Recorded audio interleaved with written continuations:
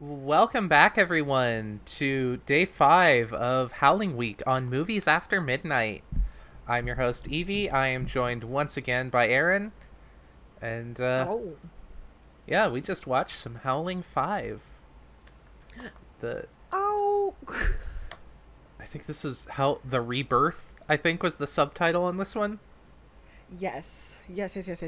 Honestly, I'm gonna be honest, Evelyn. Yeah. I was really thinking long and hard about this one, and it might be my favorite one. Yeah, it's definitely, it's in my, I did a ranking of them. It's definitely, uh-huh. like, up there. Um, Yeah, I really dug it. yeah, we were talking about, like, we'll get into it, but it was a very, like, stage feeling movie. Yeah, the whole thing. If you like watched PBS when you were younger and saw any of those BBC like filmed, well, I guess it's BBC or PBS.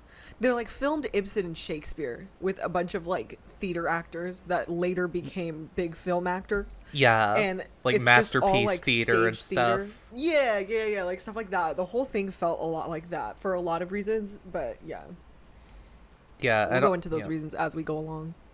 yeah, and also so the first thing we get, like, it also, I feel like the European setting, like, helped it somehow, because so we start Yeah. because it starts with a medieval flashback scene. And I was, for a few minutes we were talking about, like, I was like, I mean, I'd be down to watch just like a medieval werewolf movie. It That felt like the opening of one of those like metal bands that are like kind of like medieval. a little bit. Um, so it opens with this, like, shot that, like, tracks over this room full of people who are all dead, and there's this, like, chorus that starts speaking, like, song toast, and, like, spoiler for this werewolf movie, people die over the course of the movie, and every time someone gets killed, they bring back Oh that little, yeah. like, song toast. But what's funny is at the start of the movie, it, like, just repeats over and over, and I'm like, is it like it's trying to, like, speed run to make up for all of the dead people, where it's like, No, yeah. It's like each dead person you see, you hear the little. yeah, But it's yeah, super funny you bring that up because it gave the whole film like a video game kind of effect. it Because did. like It's the very little like. well. I was gonna say this one is kind of, in terms of structure, this one, it's like the Among Us of the Howling series. The Among Us meets The Thing meets Alternately, meets Agatha Christie. yeah, alternately, maybe it's just the popular party game Werewolf. I mean, low key. But okay, we'll talk about that in a little bit. Okay, yeah. I was But getting ahead of myself. so yeah, there's these people, and, like, so yeah, we're kind of, like, cold dropped into this medieval castle, and then there's these two people who are, like, about to, like, commit basically seppuku, um and they're like, what, that there's, like, Like, some, stab me. but there's some dialogue where they're like, what about the child or something, and they're like, Mm. I and so they, like, basically everyone dies and this child gets away, and that's like all we get out of that scene. But it's, And then the title sequence has this like cradle, oh this sick yeah, cradle I shot. forgot about that. But yeah, like, immediately, like, I was like, this movie knows how to set up a vibe. Hmm. You're um like, I wonder if we'll ever hear about that child. Also, important detail, uh like the Howling 4, the Howling 5 was written and produced by Clive Turner, and Clive Turner becomes important in another couple movies. At the end of this movie, there's actually a big screen that comes up at the end of the credits, and it says Clive Turner will return. Yeah, I can't remember his character's name, because he is the, in the first movie he was the writer, and he played, like, the extra, like the guy that drives the tow truck, and then in this movie he is the writer, producer, and he plays he plays the Australian guy. So he's Clive like, Turner is the Freddy Krueger of the Howling, yeah, he's just where he holds the franchise together. he's with all the, over with it. His duct. He's the duct tape. Yeah. That holds.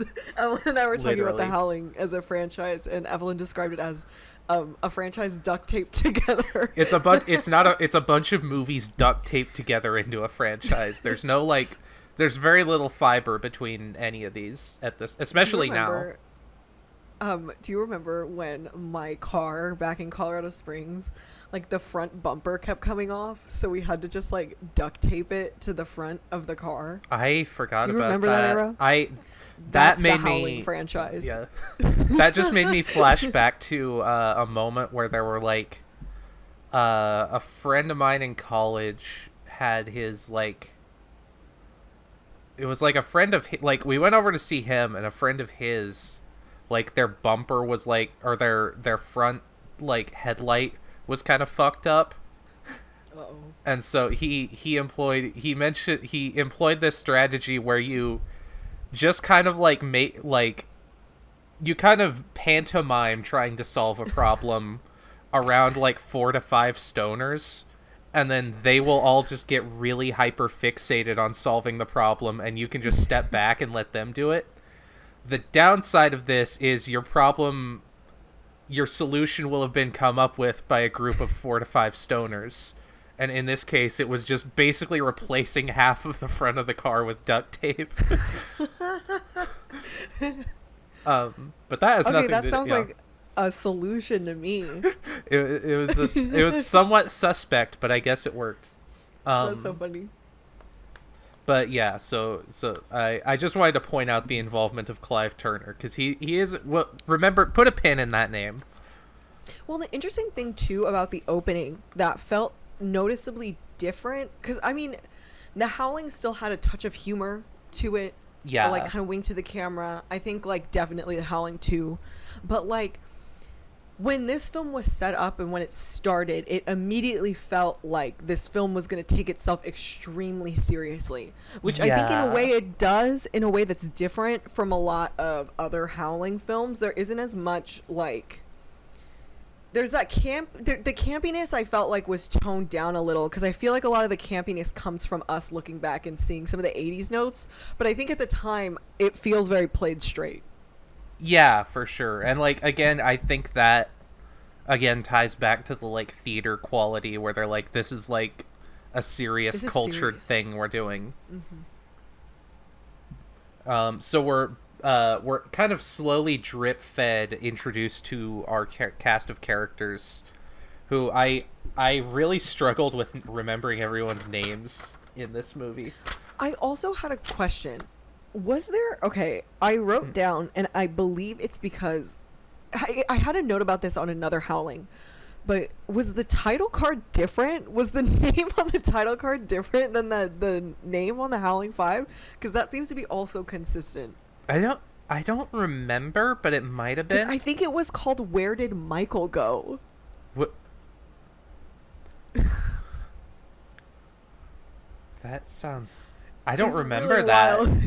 I feel like they keep putting the working title on the title card itself. There is a fly buzzing around my computer, so if you see me freaking out, that's why. Evelyn, that is our fan who donated enough to us to be on a live podcast with us, and I can't believe this is how you're treating him. I'm trying to like be like the intro to Kung Fu, where I get him in my hand, but I'm not ready to leave the temple yet. Wow, that's gonna be great. Podcast kills fan.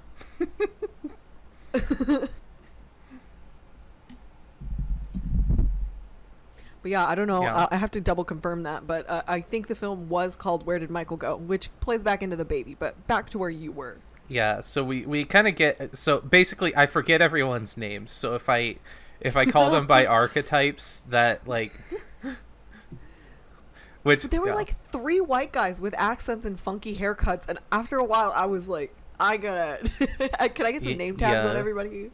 Which that's what I feel bad about. So we get introduced... The first character we get introduced to is she's like the only like non-Caucasian character in the movie.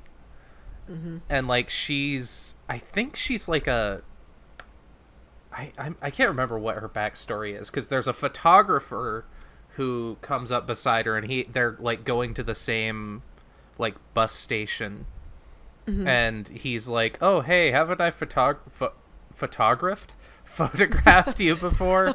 And Haven't I like photographed you? they kind of like hit it off, because that's the thing, they like buddy system group up everyone at the start, which Yeah, it's very like Scooby-Doo kind of vibes, where everybody pairs up and you get to see their little vignettes. yeah. And so then like we kind of follow them to the bus stop, and then we see two other characters where there's this like kind of I said he looked like George Michael, because he's got did. the like 80s hair, and he's like this Oh, sorry. Oh. I think in a way, I really do like how they pair people up, and I really like that this first character we're introduced to, I forget her name, but she's the one the woman who had been photographed. Yeah. I love how she's kind of set up as this like voice of reason. Yeah. From very early on. But back to George Michael. What were you saying about George Michael? Yeah, so he sang a great song, Careless. Yep. So he's this like kind of self-important tennis player, and his like character introduction is paired up with this girl whose name I do remember, Mary Lou, who's like the I think she's an actress or something, because they have this conversation, and he said something about movies, and she's like, "Oh yeah, I'm trying to be an actress, but they only ever cast me as a dumb bimbo. But it takes a lot of talent to play a dumb bimbo." And like I'm like, I live by that. I need that on my gravestone. Evelyn's new bio. Evelyn's chest hat. I also really like their exchange, because she goes, "I'm an actress," and he's like, "So what restaurant are you a waiter at?" And she goes, "How did you know I was a waiter?" that was really good. Yeah, I wrote that down. The talent thing. And then in walks, there's like this, I mentioned them as a rich couple who are like, I think one of them's a professor, because someone else compared this movie to Gilligan's Island, where it's like a bunch of goofy characters stuck in a... That is a fantastic comparison. But I think that just because, again, getting a little ahead, it's very like Agatha Christie. And so I think the thing is, Gilligan's Island is just goofy Agatha Christie. I'm telling you, there's only like 12 stories you can tell, and this is like one of them. You know what I mean? Literally, yeah. Everybody gets stuck somewhere. Yeah, and then we get introduced to our boy Clive Turner, and he's like he's kind of like a goofy like guy he's here to like drink and to hit on girls, basically, is like his character. And there's I think she's a doctor, is the other lady who's like at the bar, and he like kind of like tries making a move, and she's not interested, and he's like, "Oh, okay." I mean, he is, because I did like that about his character, where he's like, he's clearly trying to smash, but also he's not like a jerk about it, where he's like, "Hey, how about you and me?" And she's like, "No," and he's like, "Oh, bummer." Like he's not, yeah. That's because Clive Turner is a hero. a real Australian hero. Oh yeah, and then this lady arrives, and there's like a bunch of press, and she's like some like local movie star in Romania or wherever that they are. Yeah, and so it sets up a nice foil for the actress bimbo, for sure. Yeah, I didn't even think about that. It's really that's a true. Yeah, it's really a true ensemble piece. I think that's honestly the film's biggest strength. Yeah, for sure. Because also, like, I forget their names, but I remember who everyone was. Like, yeah, because I guess I didn't need their names, because I remembered everyone based on what they were doing and everything.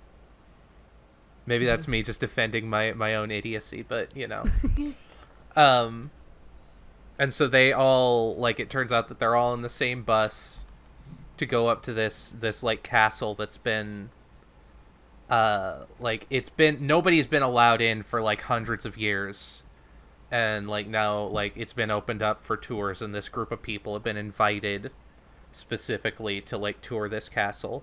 And also there were a bunch of shots of this bus driving on the road to the castle, and like, I don't think it was intentional, but this bus like was so close to the edge of the road, like, so many times that it made me uncomfortable.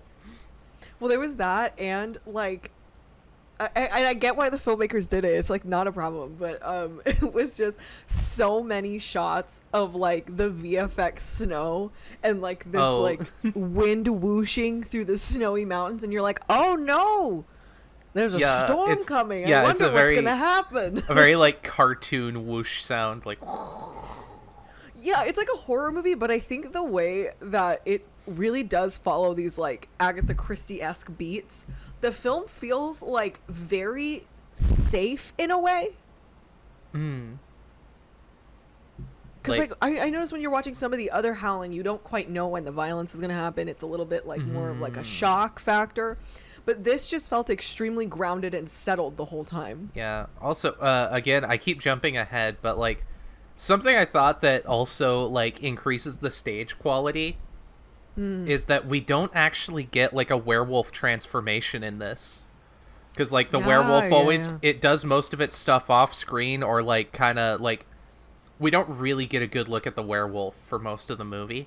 And that feels like stage production, where they're like, we can't have an actor like turn into a werewolf on stage, so we kind of like ride around having our big werewolf arm or whatever.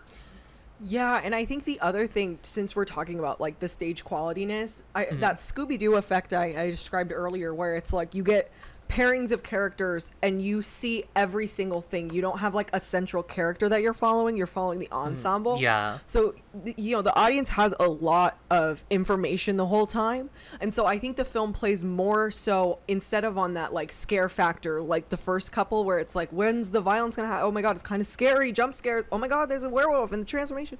Instead of that, it feels more like it's relying on dramatic irony to increase the tension, because at the end of the day, it feels a little bit more like a mystery film than it does feel like a werewolfy film. You know what I mean? Yeah, for sure. But not to get super ahead. That's like just like, I guess, the touch on the point you made.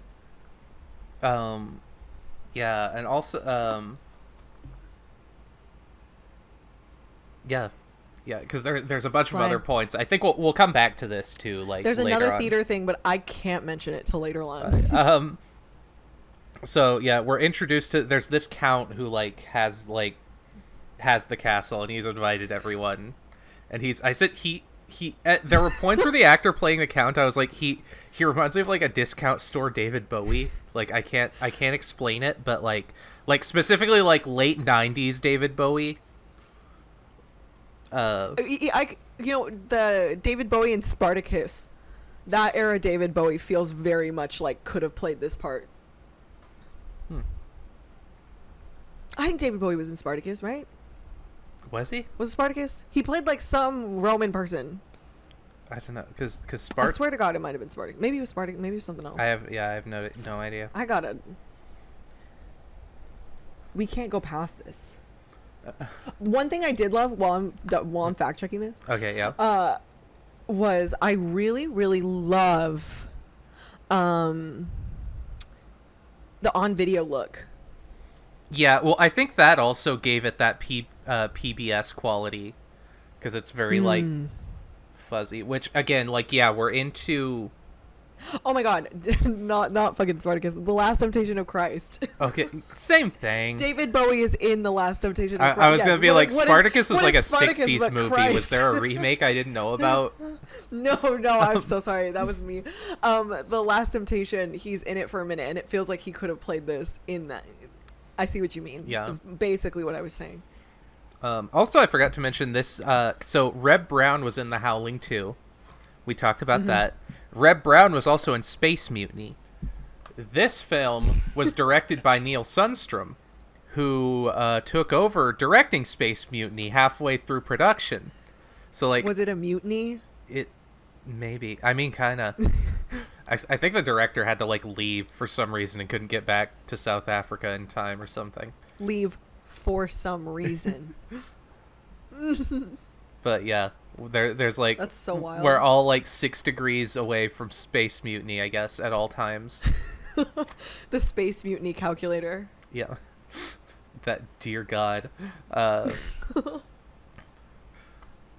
But so yeah, the Count has invited everyone. I mentioned the castle. Maybe this is my own brainworm, but I know that Trancers 5 and 6 and also Subspecies were filmed in like Romania, and like Trancers and Subspecies I think used the same castle.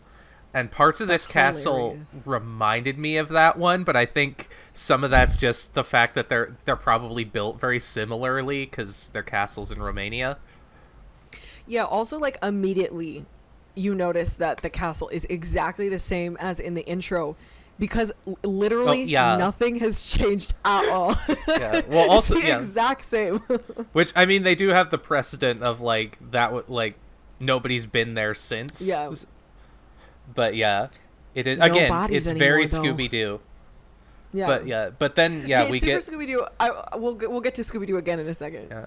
But then we get thinking about it as a writer. Clive Turner is very fond of like his people just standing around small talking scenes, which like I think that's one of the reasons the movie is so easy to follow. It's because it's so clear what's irrelevant and what's like like not important. Yeah, you know what I mean. I was gonna say it like not.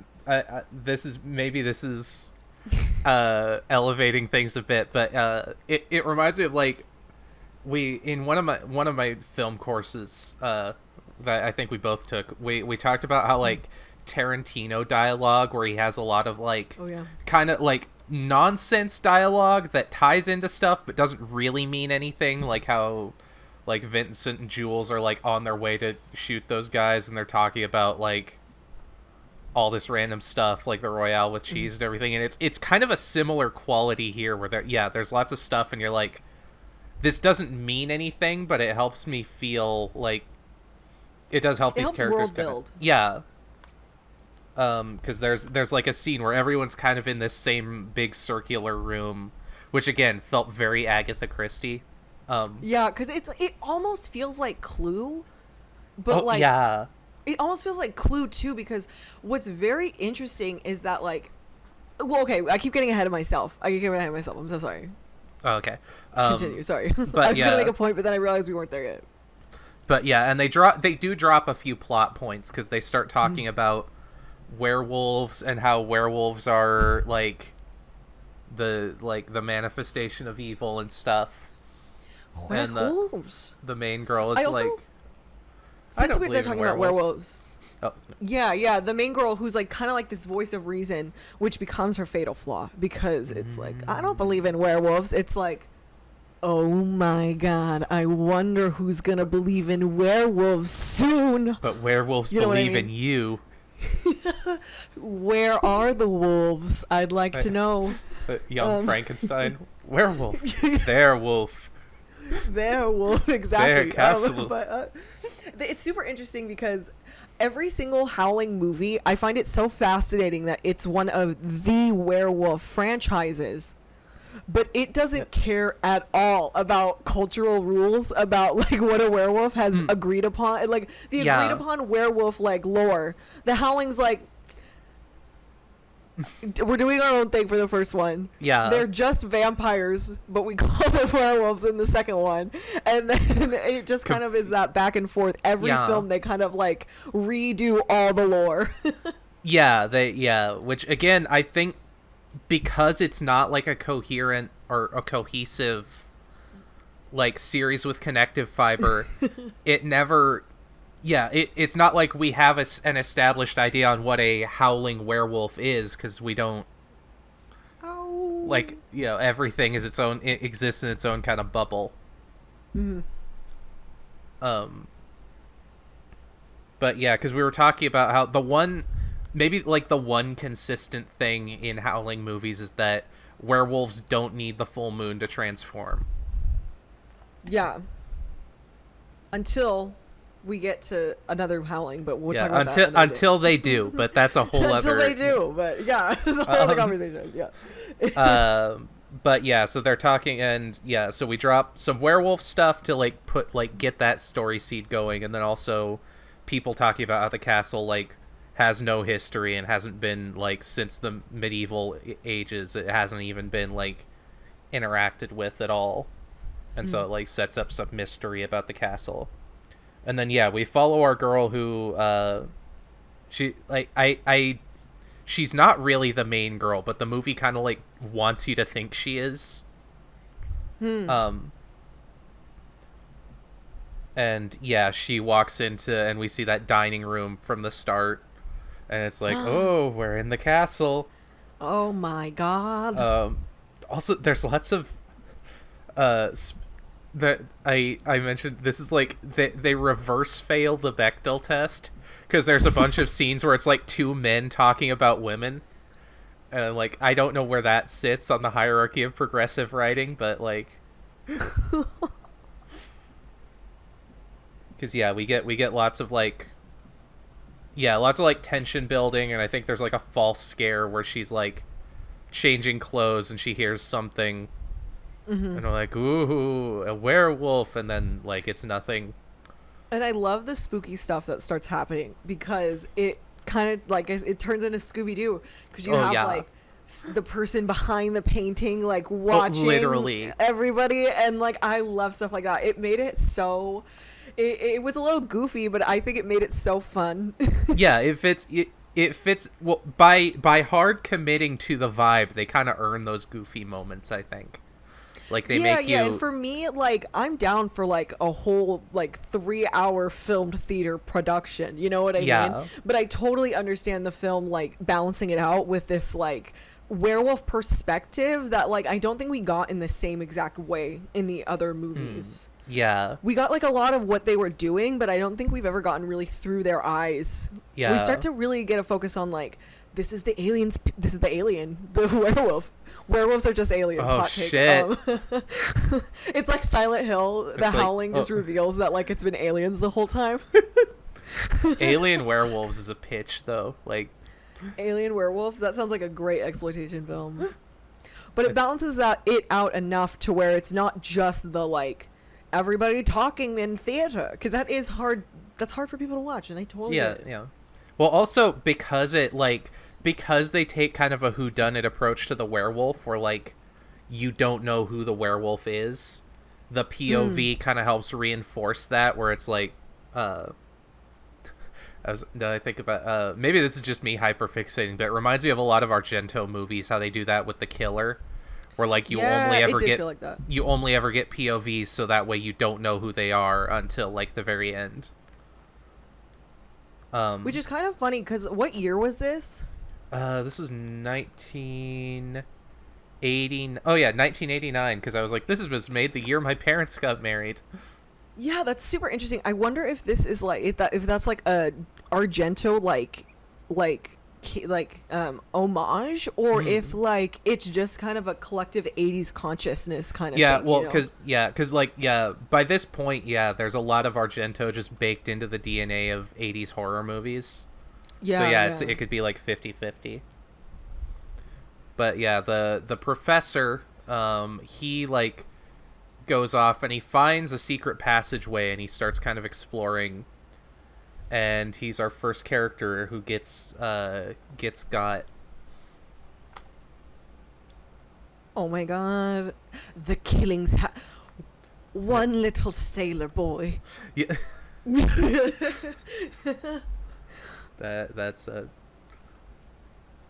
And then there were how many, like 8 now? 8 now? Yeah, 9? I can't. 9 now? I don't remember if it's a solid 10, but there's a lot of them, and now one's gone.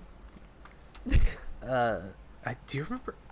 Did anyone? Is it a me thing where I read that originally the story, because it was based on what the nursery rhyme was sometime called, where the Agatha Christie story was originally going to be called 10 Little Inwards.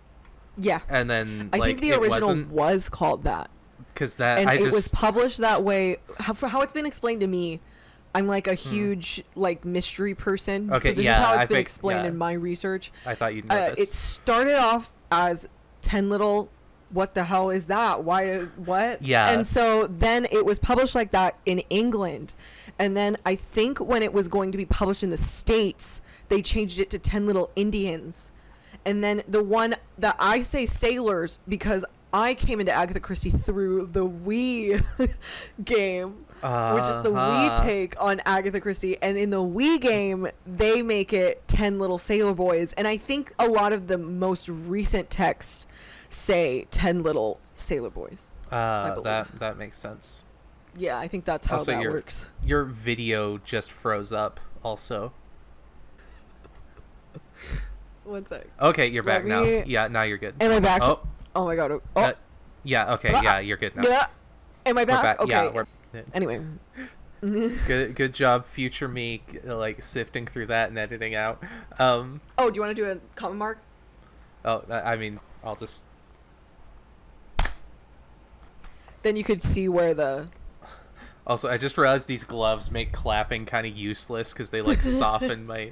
They like stifle the... So where were we? We were on the second killing, I think. We were about to get to the second. Oh yeah, the professor. So the professor gets killed, and like again, it's very dramatic irony because nobody knows that he gets killed for like several scenes. Mm-hmm.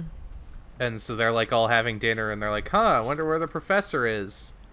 And the count is like, "Oh, he left." And also there's a blizzard, and no one can leave. I did this to you when we watched it, and I keep giggling because I keep having to hold myself back. But every single time you say the count and the count, I just want to go, you know the time, count the count. My favorite internet video. That is I forgot about that. But yeah, the very like, we're snowed in. Oh yeah, no. and that's like you said, that's where we get all the comical like and like pictures of a all the snowy whooshing castle. wind pays off. That's Yeah. we were talking about like that kind of makes it feel very Christmassy. Like this could be your Christmas horror movie. Yeah, I think this would be a delightful film to put on during the Christmas season. It'd be because it's that's the weird thing about that Agatha Christie vibe is it makes stuff feel very cozy even when people are like dropping dead like flies. Yeah, it feels like really you could probably just throw it on in the background at a Christmas party. Because you don't really need the audio. That'd be You cute. can just have it be vibes in the background. And then someone will be like, "Is that the Howling 5?" Having fun. Because, okay, I will say one thing that I have a complaint about that is irrelevant to the filmmaking. You know what I mean? We're talking about the filmmaking and the storytelling. You know what I mean? Craft is like, craft is very irrelevant to me in my, am I deciding if it's good or bad? But the ADR in these films is so grating. Oh yeah, because I think it's just, it's rough. yeah, but- it's definitely an interesting artifact of I think a certain era of filmmaking where just they're like, or at least like certain budgets of production, like Yeah, for audio sure. was just very jank. Because also it like that gets into those like Italian films where like nobody on set spoke the same language, so they had to ADR everything in later. Yeah, and also I just feel like they're filming at locations that aren't as conducive to getting good sound. Yeah. You know what I mean? Because it feels like... Yeah, I think there's like a couple parts where like it feels sound staged, but like, I don't know. Yeah, the locations are very, very, I think, auspicious, but Yeah. it's okay. It's just ADR. You just get used to it. Yeah. And also we get a reveal of the tennis guy and the doctor lady. I think it's the doctor lady. The tennis guy is like, I think he's cheating on his wife or something. Which we get a little reveal because if we, like, just in case we needed a reason to like know that he's not a good person. That's what the Howling does. If you cheat on your wife. Yeah, that's moral of the Howling series. Don't cheat on your wife. Don't cheat on your wife. And then Gail is the girl that we've been following because I finally wrote down her name. And so she starts looking around because she's like, it's weird that the professor like just disappeared. I don't think he left. And her and Clive, his character, start like poking around. Also, I wrote Nakey Bath because that's where. Oh yeah. Because again, like we cut back and forth a lot, and there's a lot of like stuff. They're like looking like where she's starting to like look for werewolf stuff or like look for dead people, but then also we cut back and there's just these kind of like character moments that don't necessarily move the plot forward in a major way, but are just there to like again establish these people's relationships more. Yeah, and if anything, when they do scenes like that, they just reinforce information that you've already kind of gotten so that you don't lose it in the theatricalness of it all. Yeah, I think some of that, now that I think of it, I feel like that's probably to emphasize the whodunitness, because it puts you as the viewer, it like tries to get you to start doing the mental arithmetic of like who is where. So like you're like, oh well, they're in the bath, so they couldn't be here, and like yeah, and you're like, wait, but if they were, it for sure like that. I laughed because you just like recoiled at that fly like it was like raising a fist. He is to getting punch you. so up in my grill. I hate him so much. I'm glad he's enjoying the podcast, but damn. Very enthusiastic. These fans and their parasocial relationships these days. Literally. So yeah, they Gale and Clive are like looking around, and he discovers a secret passage behind the fireplace. And I wanted to make a young, oh my God. I wanted to make like a young Frankenstein joke where he's like, "Put the candle back." But so he starts exploring, and it closes behind him. And then he like runs back, and he sees the werewolf kill Gale, but because he was like looking through the peephole, he doesn't see like who the werewolf was. So and the interesting thing to mention about the werewolf is this film finally started lighting the werewolves really well. Yeah. Oh yeah. Again. Yeah, they start like, doing giving him mystery. More spooky. Yeah. Yeah. I would honestly argue that I think this one might have had my favorite looking werewolf. Yeah, well, because it actually looked like one. That's fair. To be frank. But also with Gale's death, we kind of get, because I felt like they kind of did like a decoy thing with her, because it seemed like they were trying to set her up as like, if you watch like slasher movies, you're like, oh, she's gonna be like our like heroic final girl. Mm-hmm. And then like it reveals that actually this is like an ensemble piece where anyone can die, and so they're like it's like that Psycho thing. Oh yeah, 100%. And so then we follow Clive, and he's like, well, I gotta get out and tell people that she just got killed. And then he finds the dead professor, and then like makes it out into the snow, and he's like running around in the snow. And I was like, this is giving me, like, living in Minnesota flashbacks. Living in Minnesota for sure. And then he gets killed by the werewolf, which, like, to me, looked like a pretty definitive death. We'll come back to that in a couple movies. But, and then we go back, and there's... really quick side note. Now that 3 people have been gotten, you know what I mean? Yeah. I find the ensemble dynamic so interesting. And this is where I find it very unique of an ensemble decision to make. Because usually at this point, people start pointing fingers at each other, or like, this person's it. But like, you never really get that. They're all on each other's side. Yeah. Well, because also... that was extremely fascinating. Well, because also a lot of them, like, I feel like for most of the movie, they don't even consider the fact that the werewolf could be one of them. Yeah. They're all like, we're in this, what is going on? And everybody is like, nobody's accusing anybody of anything. And I found that it didn't, like, I don't think it was to a detriment at all. I think it was actually super interesting to watch that as a dynamic unfold. Yeah, Howling and is then... about community. Yeah. Because then you do also get the layers where, like, some people still, like, they're on each other's side, but they don't like each other for reasons that are completely unrelated to the werewolf stuff. Yeah. But yeah, and then we go back. I did like when he's like walking through the snow and he sees like this snow cave where the professor's like dead. I'm like, oh my god, he's gonna get attacked by the snow monster from Empire Strikes Back.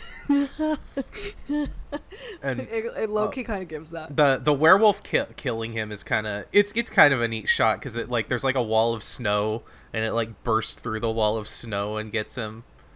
That's fun. It's honestly it's a wonderful werewolf moment for sure. And yeah, and then we go back to more small talk where they're like, man, well, 3 people have just disappeared. And they, the brain trust of 3 very similar looking white men. Which, like, they spend, like, a couple of scenes together at this point in the movie, and I was like... I do, again, as a fellow Caucasian, I also struggled telling them apart. I'm like... These are just guys. They all have like the other thing I find very fascinating about the Howling movies is they all want a male lead that's either British or Australian for some reason. Well, I don't like think they're they never in Britain or Australia. I don't think they want an Australian male lead as much as there's just a lot of Australians working on these movies. You know what? That's real. That's real. Australian horror is underrated. Talk to Me. That's an Australian horror that just came out, and that was hardcore. That was so good. Yeah.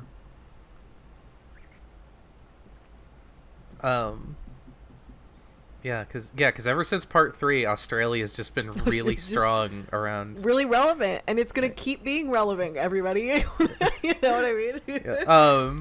But yeah, so they're like, well, we're gonna like search around, and they start like looking around, because it's the Count, the photographer, and I think the tennis guy.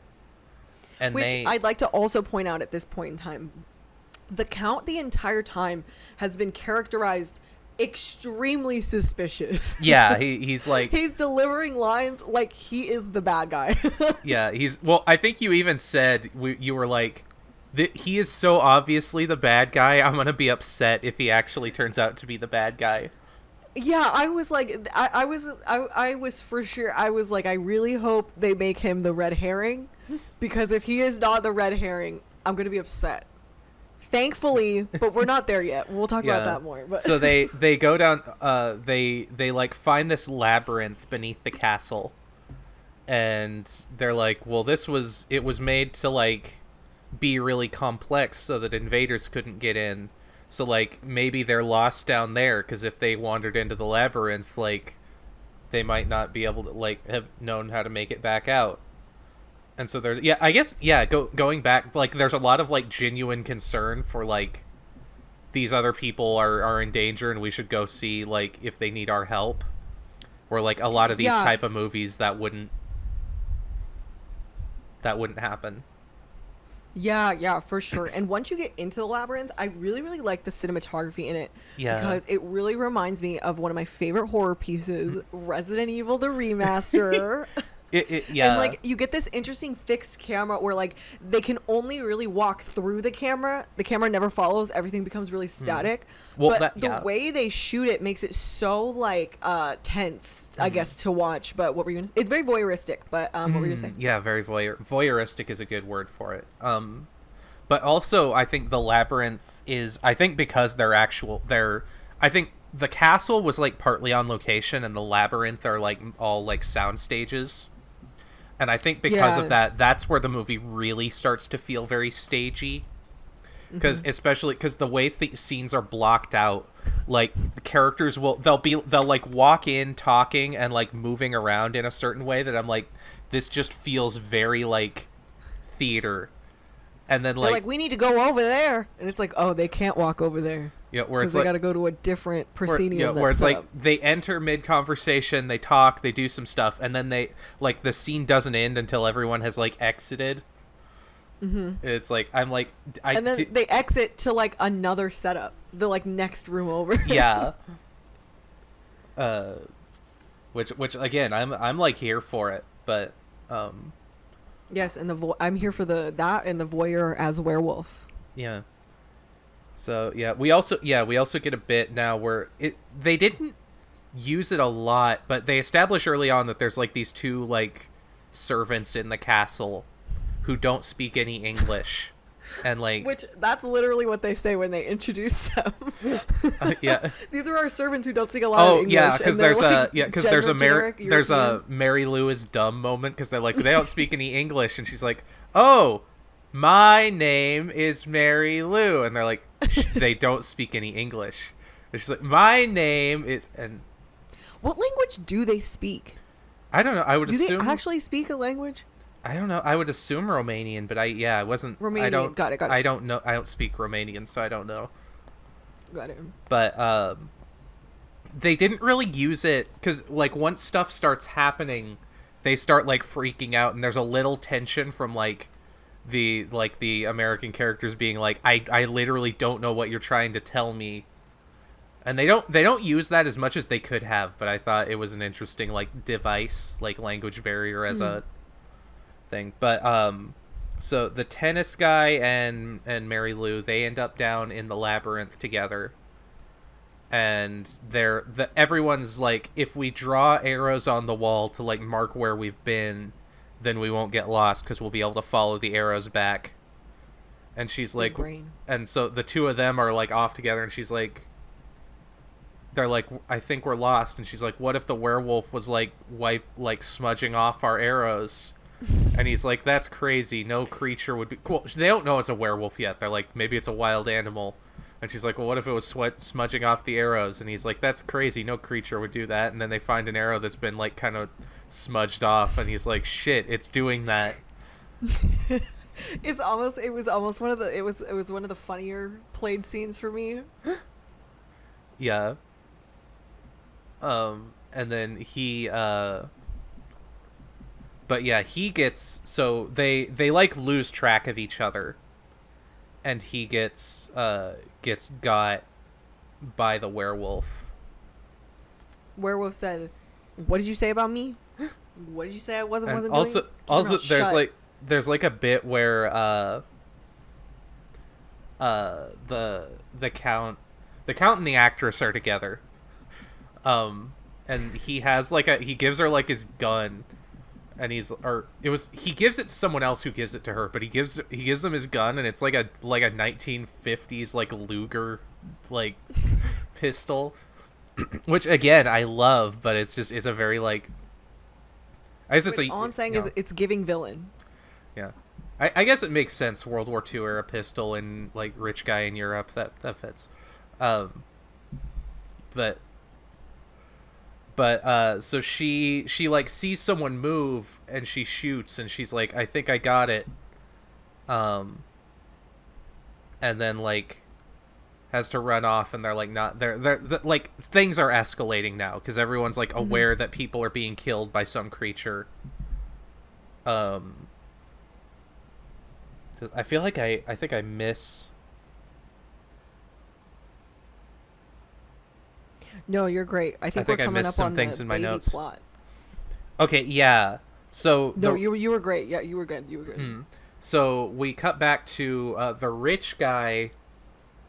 He's like perving on someone, and he notices that she has this mark on her arm, and he's like, "That's weird," and he rolls up his sleeve, and he's like, I have the same mark, that's weird. And then like the werewolf kills him before he can like bring it up to anyone. And that's when everyone's like confronting the count, because they're like, you have been acting incredibly sus, and none of us trust you. You're literally evil.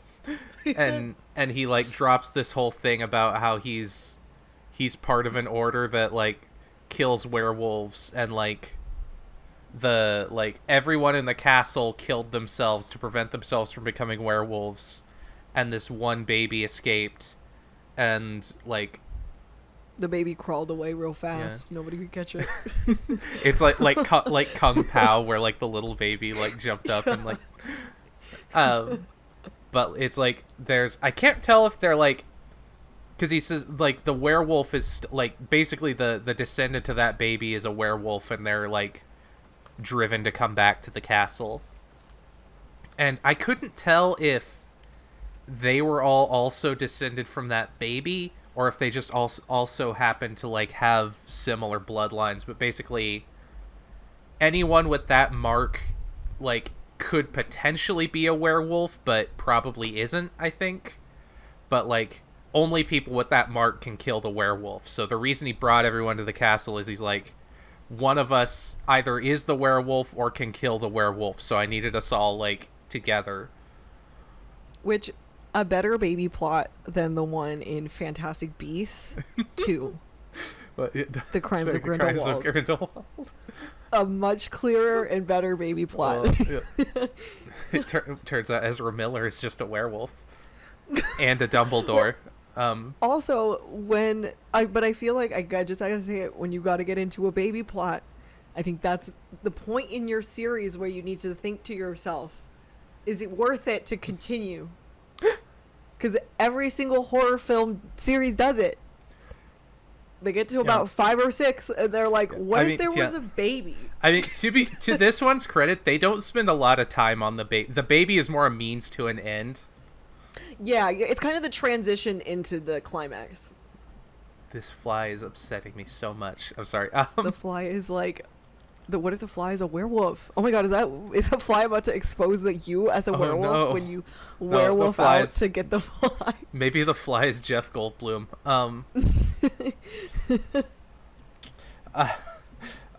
But because they find the reason he brings up the mark thing is I was like the actress lady sees someone behind the curtain. And she grabs this spear off the wall and stabs him. And I was like, oh, shit, she pulled a Hamlet. Literally. Again, stage. And they pull the curtain back, and it's the body of the rich guy. And I think the Count is the one who's like, oh, you didn't kill him. He was already killed by the werewolf. Because his throat's all... The one characteristic they all have is that their all throats are slashed out. Yeah. Also, I just wanted to also mention, when they drop this baby plot on you, it's another point where it really feels like Ibsen shakes. It feels very like theatrical, because it's a very like sins of the father vested in the children plot. It becomes, and that is so hyper theatrical. That is, I didn't even think about that. You're so right. But basically, like, because they're like, out of the people that are alive, like, maybe because he tells them all this stuff and they're like, well, you're really sus, so maybe you're the werewolf. And they all like lock the Count in the like jail cell below. You know that I am the Count. And then poor guy. And then they're like, so we're gonna go back into the labyrinth and like find this thing. And while everyone else is doing that, the actress lady comes back, and I think it's like she was like in on it with him, was the idea. That's the vibe I got. But I will say, it could have been more clear. If I'm giving a note to... Yeah. I almost said Neil Diamond. That's not Clive Turner's name. It does, because, yeah, we do get, like... That is the one thing about the pacing of this movie, is it, like... It's very, like, back-heavy, where, like, a lot of the stuff develops, like, right near the end, so you're kind of... It feels like you're getting sucker punched a little. It's like a gauntlet for sure. It's like slow until it isn't. Yeah. But it's slow until it isn't, then it's over. And you're like, whoa. Yeah. But so she lets the Count out, but then he like locks her in the cell because he's like, I need it, like, you'll be safer in here than like out doing stuff. And she's like, that's fucking stupid, let me out. And he's like, no. And then, oh yeah, so it was the Pirates of the Caribbean. The two, oh yeah, because there's a scene where there's like a key on the ground and she's trying to like drops it. Get it, because of course she's locked up alone, so the werewolf finds her. And also the way it's staged, like her seeing it's because she like gets up, has her eyes closed, turns her head like 45 degrees, then opens her eyes, and then is like, oh, and then dies. And I'm like, I love when moments happen in movies and you could tell that the director told them to do that. Oh, yeah. because I was like, that is just such an unnatural way to stand up and to like avoid seeing someone. But also, so the count has these. So by this point, the only people left alive are Mary Lou, the count, and the camera guy from the start. And the count has these two, like, the two servants with him. And so the camera guy is walking along, and the servants, like, jump him. And he fucking, like, judo tosses the maid across the room. Like, she jumps at him, and he's like, oh yeah! And, like, so yeets funny, her into the film dirt. hasn't been very... Yeah, it hasn't been very action heavy up until this point. And like, not only does he grabs her in one shot, he throws her out of the shot, and they cut to like a shot of her flying through the air, and then she like another third shot of her falling to the ground, and it is so jarring. Yeah, and then the butler comes, and he like tries to take him out with an axe, but then he like ducks, and like I can't remember because it's like one of them, like he gets her to take the butler's head off with the axe, and then he like shoots her or like breaks someone's neck. It was very like action movie all of a sudden. Action movie in a Steven Seagal way. And then like Mary Lou shows up. Oh, because I think that's what happened, because Mary Lou shows up and she's like, oh my god, that guy's behind you, and then he like ducks and turns around, and that's like, but so he's like teaming up with her, and he's like, the werewolf's definitely the count then, because it's not either of us. And so he's like so he's like, we have to find the count, and like it turns into this kind of hunt the last little bit where like the two guys are like hunting each other and like have this dramatic like kind of final battle. And it like or what's his name? The count's like out looking around on the parapets, and it's like very dramatic. Well, and then it's like it just turns into like Star Wars. Yeah, well, I was gonna say it's Star Wars or Highlander, where they're having like their their like dramatic duel. And well, because doesn't he also? Okay, but sorry, you continue. Oh yeah, yeah, I can't remember. I was gonna bring up something else about this part, and I can't remember. Isn't it when he gets revealed to be the werewolf? Yeah, well, I don't think he... Well, that's the thing, is there's never, like, a hard reveal for either of them. It's just, like, process of deduction. Yeah, but it's funny to me because he gets very, like, that's not true! I'm not! It's not me! And I thought that was so funny. It was an interesting twist. Yeah. That's what I was gonna say, because the guy's talking to Mary Lou about the werewolf, and he's like, he's definitely the I think he's definitely the werewolf, because... Have you... He says something that implies, like... the werewolf is like, you don't become a werewolf, but the werewolf is like a result of being possessed by demons. And like, I love we have that through line of just werewolves are demons again. Oh, okay.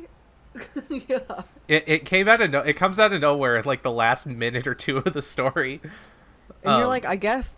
But yeah, so like the two of them are wrestling, like, and Mary Lou shows up with a gun, and it's the classic like, he's the werewolf, shoot him. No, he's the werewolf, shoot him. And she's like, I don't know who to shoot. And what's going on? And I think eventually she shoots the count. Because again, at this point, the white guys in the movie kind of interchangeable. But she shoots him, and then he's like, it's over. That's because he says, he's like, there never was a werewolf. It was all just our imaginations or something. And then we get like a little thriller ending where she like looks up at the camera, and it's like she was the werewolf the whole time. Oh my god. And then I really like how they planted that seed, because like right at the start of the movie she's like, it takes a lot of talent to play a bimbo who doesn't know what's going on, and you're like, oh shit, she was playing a bimbo who didn't know what was going on. Oh my god. And yeah, it was a really fun twist. It is literally the thriller ending also, because it's like because you think the twist is him being the werewolf, and then it's like vague, and it's like that's kind of unsatisfying, and then her being revealed, I just found it really was a strong ending for me. It's it didn't feel awkward like the last movie. Yeah. And yeah, that was the Howling 5, which again, Howling 5. one of my more favorite Howling movies. It's very well constructed. Yeah, I enjoyed it immensely. Yeah, good. Slay. Yeah. Good, Now it's good job, one of my everyone. Christmas season movies Yeah. for parties at my house. If you ever. You were talking about how it's VHS quality, because that's the thing. Like, the first couple movies I think are like known enough that they've been like restored on DVD, but like now we're entering like the Wasteland era where they like nobody cared enough to restore them, so like even the streaming versions are like Kinda VHS rips. I think it's the next movie that when we were watching, you can literally see like VHS distortion on the like 2B stream. The next one, yeah, for sure. You could tell they need a restoration real bad. Yeah, so I'm like, someone Which I think they should restore just do. Howling 5. Yeah, Howling 5. And whoever is like yeah. in charge of the franchise, it feels like something you should just do if you're in charge of a franchise like this. Which actually, no matter the quality you feel the films are, Yeah. We'll get into it later, but I get because what Joe Bob Briggs said he talked to, I think it was New Line that produced Howling 7, and he was like trying to get them to he was like, this is like a cult movie, a lot of people would buy it if you did like a a restoration and put it on DVD. And they were like, no, this movie didn't do well and it sucks. Why would you want us to like put any effort into it? Well, they should just do like a box set of all of them. Yeah. And that's the only way you can get them. Because then, you're preserving the film and you have to buy it to get the Howling 1 and 2. Oh, shit. There you go. You know what I mean? Yeah. That's what you got to do. This is cinema preservation. This is history here. This is art, yeah. but yeah. I honestly, I feel very, But yeah, Howling 5. So yeah, we are. Howling 5. Yeah, this We'll was see a you good guys one. for 6 tomorrow. It's See pretty good, it. yeah. Yeah. Yeah. How many howls at the moon would you give it? I think I'm Out not of gonna do 5 that. howls. I was about to How like many howls? howl several times. Ow. I think I gave this 4 on Letterboxd because I enjoyed Yeah, it. I'd give it 4 howls for sure. Yeah, 4. I give it a. I was trying to think of that in moon terms. I was like, I give it a waxing moon out of full. Out of full, I'd give it a waxing crescent. I give it a gibbous half moon out of.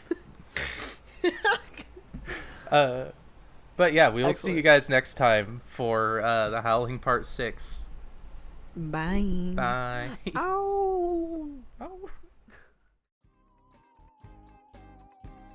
Hey everyone, Evie here. If you enjoyed today's episode of Movies After Midnight, consider giving us the old like and subscribe so that you can stay up to date when we drop new episodes. If you didn't enjoy today's episode of Movies After Midnight, consider following me on one of the many social media platforms out there and leaving criticisms or strongly worded hate speech. Either way, thanks for tuning in. Hopefully I'll see you next time.